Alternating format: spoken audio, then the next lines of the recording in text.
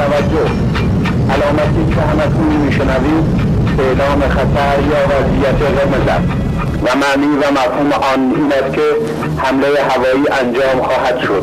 محل کار خود را ترک و به پناهگاه بروید.